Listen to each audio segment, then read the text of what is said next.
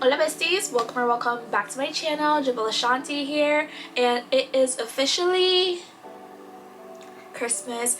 It's officially Christmas. It's my favorite time of year. I get extremely jolly. I get extremely happy, jolly during this time of year. I just don't know what to do with myself. But anyway, we are here today because we have my November reading wrap up, which I am so excited for because I read all romance books this month. I am a lover girl. I will be a lover girl till I die.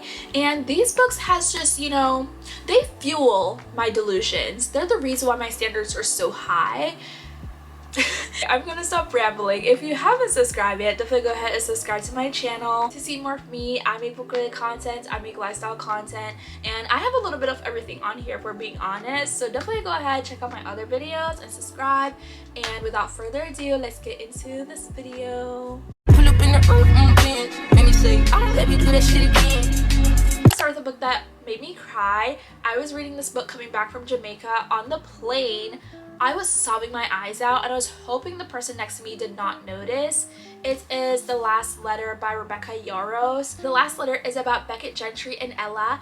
Beckett is in the military and he's also Ella's best friend's he's Ella's brother's best friend.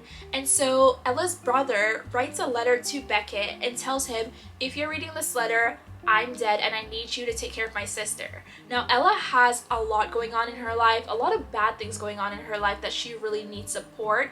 And so he basically tells Beckett to look out for his sister, support her, do whatever, just make sure she's okay because now she is alone if I'm dead. So Beckett is now bounded by honor. Also, Beckett has a little bit of history with Ella because they were pen pals while he was in the military. And so Beckett now goes to this resort that Ella runs. It's like a ski resort. And he is there and he's keeping a lot of secrets from her. But also he really wants her to allow him to help. It's just an insane story. He is basically just trying to get her to let him in and offer her help, and it's just a roller coaster of emotions, a roller coaster of tragedy.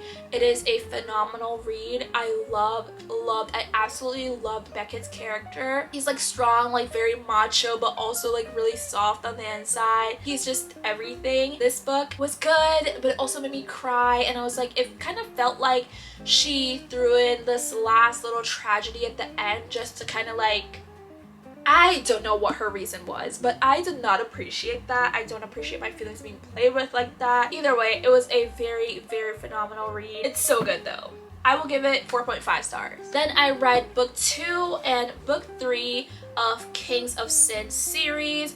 Book 2 is King of Pride by Anna Wong. This one is about Kai Young and Isabella. Kai's like the sophisticated, like he's like very like calm. He doesn't really get into the drama, whereas Isabella is very different. She's like chaos personified. She's like very loud, she's out there, she's just kind of crazy, but they have this insane attraction, except Isabella works at this club. She works at a club that you cannot date people who also attend that club or who are a part of that club. And so there's a little bit of like them not wanting people to know they are together, but they have so much chemistry. And Kai is also running for like the CEO of his family's company, and he's just going through all of it. My qualms about this book is that when we think of Anna Wong, we think of mafia, billionaire romance, we think of drama, we think of like mind-blowing craziness. I didn't really get this from this book. This book was a little bit more calm. It's a little bit more tame than I am used to, so I would give it like a 3.5 stars. The characters were still very cute. Then we get book 3, which is King of Greed by Anna Wong. I'm just gonna tell you right now, this book is 5 stars for me.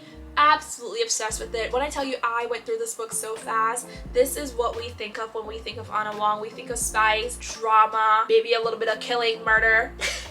It's like all over the place, but like I appreciate her writing so much. So this book is about Dominic Davenport and Alexandra Davenport. They are married, except, you know, Dominic is a billionaire CEO. Like he just has a lot going for him, except he is a workaholic because he comes from a background where he didn't really have much, and now that he has gained all this money and fame and popularity, he does not want to let that go. So because of that, he kind of neglects his relationship with Alexandra, and after like 10-15 years, I believe, she grows very tired of this and she decides to leave him.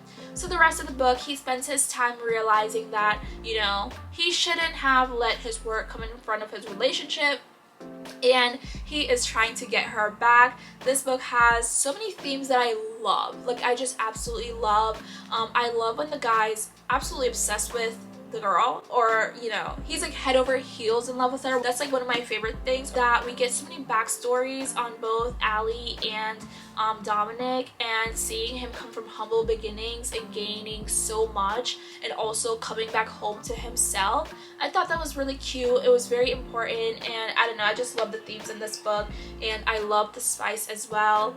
Such a good book. Obviously with Ana Wong, you get a lot of like plot twists and turns, and it always goes in a direction that you don't really expect. I absolutely love that. So this book is a 5-star read for me. I love the characters. I don't know if we get a book 4 in the Kings of Sin series. I need to look that up, but I hope we do because I love her writing. Then this book, I wish I could give it 10 stars, but it is Yours Truly by Abby Jimenez. This is my first book from her. From what I understand, this is a part of a series. I have not looked into the other books, but after reading this, I'll absolutely be reading the other ones. This book I got through within like 2 days, I believe. It is so good, and you guys have to understand, I work a full-time job. I don't have time to read all the time, but this book, every single free time I had, I was reading it. It was so good. So it's about 2 doctors, which I love because it gives us hospital romance, which I work in healthcare, so I'm getting all the good vibes, okay? It gives hospital romance, and it's about a girl, Brianna Ortiz. She does not like this new guy who's starting in her ER, and she thinks he's trying to steal her job.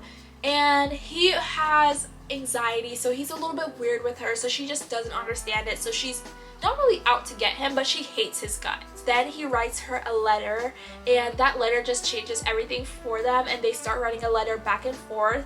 And then her younger brother is on dialysis, and he makes her an offer to donate his kidney to her little brother. What more could you want?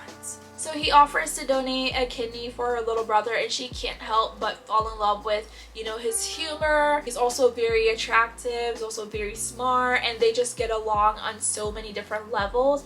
And he's offering to donate to her brother to save her brother's life. Phenomenal read.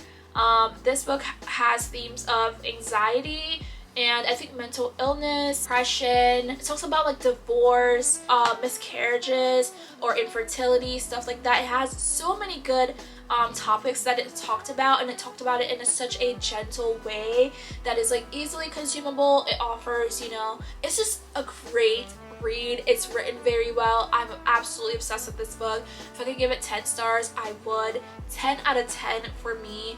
If you have never read anything by Abby Jimenez, I recommend absolutely. Then I read Maybe in Another Life by Taylor Jenkins Reid. This book is about Hannah Martin. She is 29 and she does not have her life together. She works like these pointless jobs. She's just bopping from state to state, like moving around. She just doesn't have any roots set down. And then one day she moves in with her best friend, and she goes out with her best friend, and she runs into her ex-boyfriend from high school. Now, this is where things get interesting. When it comes to leaving, the ex-boyfriend tells her or asks her to stay, and she decides to leave anyway with her best friend. When she leaves, she gets hit by a car, and now the story splits into 2 different timelines. It tells the timeline of whether, you know, when Hannah decided to stay with her ex-boyfriend at the club and what her life would look like going on from there, or what her life would look like, you know, when she leaves with her best friend and gets hit by the car and all of that going on. So it tells 2 different timelines, and it kind of just shows you whether or not your choices have an impact on your destiny. Such a deep read, phenomenal read. I love the overall theme of this book, of whether or not you're in charge of your own destiny based on your choices. I feel like it's such a deep book when you really think about it, and I always enjoy Taylor Jenkins Reid. She always makes me cry. She's just a phenomenal author. I love this. So I'll give this a 4.9 stars. I'm not giving it 5 stars simply because I did not like Hannah Martin's character that much. She was kind of insufferable. So I also forgot up that I read The Handmaid's Secret. This book is a thriller. It's a psychological thriller. It also has a little bit of mystery in it, and it is about a maid who she goes to work for the Garricks, and they are just a little different. She's never seen Mrs. Garrick. She's always locked in the room, and when she's doing her laundry, she finds her nightgowns often have blood on the neckline, or she'll see drops of blood in the bathroom, and this freaks her out. So the maid also has her own secrets though, so she's not exactly sure how to approach this. So one day she knocks on Mrs. Garrick's door. What she sees inside completely shocks her. But she makes a promise to herself that she will help Mrs. Garrick get out of this situation that she's in, and hopefully while doing so she won't let her own secrets out the bag. This book, I've always heard a lot about Frieda McFadden. She always has the best reviews, especially from Ava Jules. She's obsessed with her, and so I had to read this book. I also bought The Housemade by Frieda McFadden, which I haven't read yet, but I'm excited to read because I've read, you know, The Housemade Secret, and it's a phenomenal read. This book is absolutely insane. It has so many plot twists, so many things I did not see coming to begin with, and it really caught me off guard. I love the plot, I love the twists and turns, I love the fact that it had me just like losing my mind, and I kept telling my mom about this book because it was so interesting. The plot twist just makes the whole thing worth it. The entire book is just a phenomenal read. Then the last book I read this month is The Long Game by Elena Armas. This is my girl. She is my slow burn queen. All of her books that I have read has been slow burn, and I feel like slow burns are so fun because they make you giggle at like the smallest like little looks or like touch. It gives you like butterflies from like the smallest things.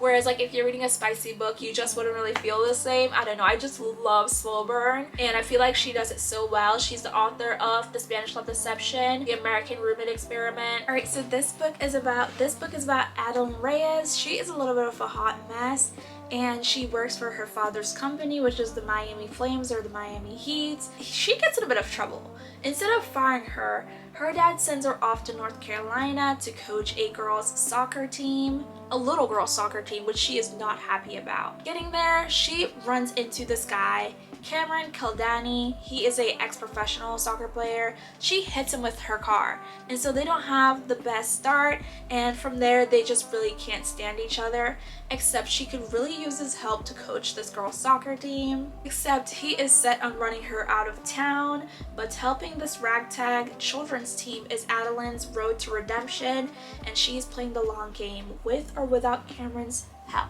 So much chemistry between them, but they're fighting what they really feel about each other, and it's just a fun read. I don't really know how to give a good synopsis about this because it's just so over the place, but it's such a fun read.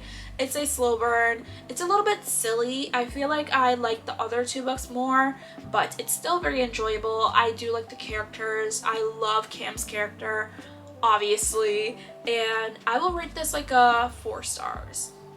But that's pretty much it for my reading wrap up. I hope you guys enjoyed. If you've read any of these books or you're going to read any of these books, leave a comment below and let me know. And also let me know what your favorite book that you read in November is, and maybe I'll check it out.